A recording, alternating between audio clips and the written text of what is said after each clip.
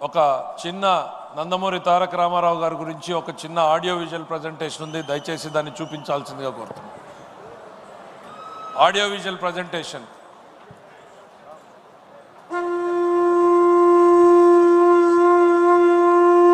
మహావేడుకల నింగి నేల పసుపుమయమై పరవశించేలా అంగరంగ వైభవంగా జరుగుతున్న మహానాడు పండుగ వేళ 10 కోట్ల తెలుగు తమ్ముళ్లకు, ఆడపడుచులకు, రైతన్నలకు, శ్రమజీవులకు, దేశ విదేశాల్లో తెలుగు కీర్తి పతాకాలుగా వెలుగొందుతున్న మన బిడ్డలకు, వివిధ రంగాలలో తమ ప్రజ్ఞా పాఠవంతో తెలుగు తల్లికి సాంస్కృతిక, సాంకేతిక, సాహిత్య నీరాజనమిచ్చిన కళాకారులకు, మేధావులకు, శాస్త్రజ్ఞులకు, విఘ్నులకు, ముఖ్యంగా నా పసుపు జెండాను కుండెల మీద మోస్తున్న తెలుగుదేశం కార్యకర్తలకు నా హృదయపూర్వక నమస్సుమాంజలి.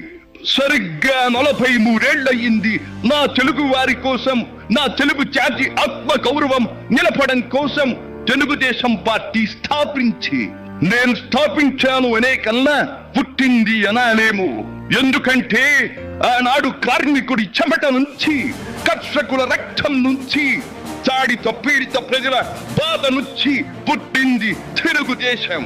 కులమత వర్గాలకు అతీతమైన నవ సమాజానికి సరైన నిర్వచనం చెప్పేందుకే తెలుగుదేశం పుట్టింది. పేదకు కనీస అవసరాలైన పూటకు పక్కెడన్నము, తన దాచుకోవడానికి పక్కా ఇల్లు, గౌరవం నిలుపుకోవడానికి ఒంటి మీద వస్త్రం, వీటితో పాటు రైతన్నల సంక్షేమం, ఆడపడుచుల అభ్యుదయం, బలహీన వర్గాలకు పాలనాధికారం, వీటిని అందించడం కోసం మొదలైన తెలుగుదేశం ప్రస్థానం ఆ తరువాత ఎన్నో మలుపులు తిరిగింది. కొత్త జగతికి, అపూర్వ ప్రగతికి బాటను వేసింది. హైదరాబాద్, సికింద్రాబాద్ లకు ట్యాంకు బండతో నేను సాంస్కృతిక వారధి కడితే, ఆ తరువాత సైబరాబాద్ అనే కొత్త నగరాన్ని పుట్టించి తెలుగు నేలకు, ఆధునిక ప్రపంచానికి సాంకేతిక వారధిని కట్టించిన వాడు చంద్రబాబు. లక్షల రూపాయల జీతం గురించి ఏమారైనా కలగన్నామా? దాన్ని సాధ్యం చేసింది నా తెలుగుదేశం ప్రభుత్వమే అని చెప్పడానికి నాకు గర్వకారణంగా ఉంది. డ్వాక్రా సంఘాలతో నా ఆడపడుచులు సాధించిన ఆర్థిక స్వాతంత్ర్యం చూసి నాకు సంతృప్తిగా ఉంది. గోదావరిని కృష్ణమ్మతో కలిపేది ఎప్పుడో పోలవరం తెలుగు వారికి దేవుడిచ్చిన వరంగా రూపొందే శుభదినం ఎప్పుడో అని ఆనాడు నేను పలవరించాను. పట్టి సీమతో ఒకటి నెరవేరింది. పోలవరం పూర్తితో మరొకటి ఇంకా 2 ఏళ్లలో నెరవేరబోతోంది. రెక్కలు ముక్కలు చేసుకున్న డొక్క సగం నిండని పేద ప్రజానీకారికి ఇంత ఆదరవు కల్పించడానికే ఆనాడు కిలో 2 రూపాయల బియ్యం పథకం పెట్టాను. అటువంటిది P4 కార్యక్రమంతో పేదకు పేదరికం నుండి విముక్తిని కలిగించి బంగారు కుటుంబంగా తీర్చిదిద్దే చంద్రబాబు ప్రణాళిక అహో అద్భుతం, మహాద్భుతం. శాతవాహన సామ్రాజ్యానికి ఒకప్పటి రాజధాని నగరంగా బాసిల్లిన అమరావతి పేరిట నేడు నిర్మాణం జరుపుకుంటున్న ఆంధ్రుల రాజధాని నగరం దేవేంద్రుడు సైతం అసూయ పడేలా, మయూరి సైతం అప్పుల పడేలా రూపుదిద్దుకోవాలని మనసారా దీవిస్తున్నాను. క్రమశిక్షణాపూరితమైన అభ్యుదయ సమాజ నిర్మాణ శక్తిగా యువతను మలచడం కోసం ఆనాడు నేను కలను కన్నాను.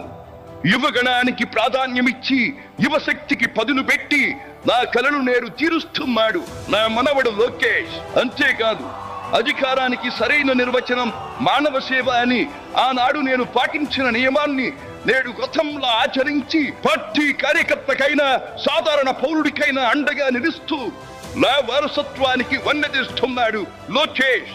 గగన సీమ నుండి ఇది చూసి అయ్యా రే ఫలా ఫలా మనవడా ఫలా అని మురిసిపోతోంది నా మనస్సు.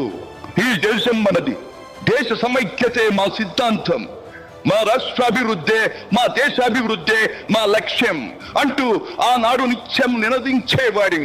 ఈనాటి వికసిత భారత్, వికసిత ఆంధ్రప్రదేశ్ గురించి వింటుంటే ఇదే కదా నేను కోరుకున్నది అనిపిస్తోంది. చివరిగా ఒక్క మాట, చెరుగు నేల నలు చెరుగుల పాడి పంటలతో పారిశ్రామిక వికాసంతో పరవశించాలని, తెలుగులాట ప్రతి ఇంట నిత్య వసంతాలు చెందాలని, ప్రజల కోసం అంకిత భావంతో ప్రభుత్వం చేస్తున్న కృషి ఫలితం కావాలని ఆకాంక్షిస్తున్నాను. సెలవు. సర్వే జన సుఖినో భవంతు.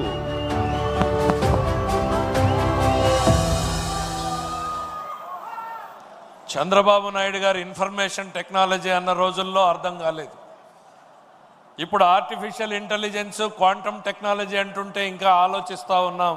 కళ్ళ ముందు కనపడినటువంటి ఆ రూపం కావచ్చు, గంభీరమైన ఆ స్వరం కావచ్చు, ఆయన చెప్పినటువంటి ఆర్టిఫిషియల్ ఇంటెలిజెన్స్ ద్వారా రూపొందించబడినటువంటివి మన ముందు నందమూరి తారక రామారావుని సాక్షాత్కరింపజేసినటువంటి ఆ ఆర్టిఫిషియల్ ఇంటెలిజెన్స్ టెక్నాలజిస్టులకు కూడా ఈ వేదిక ద్వారా ధన్యవాదాలు తెలియజేసుకుంటున్నాం.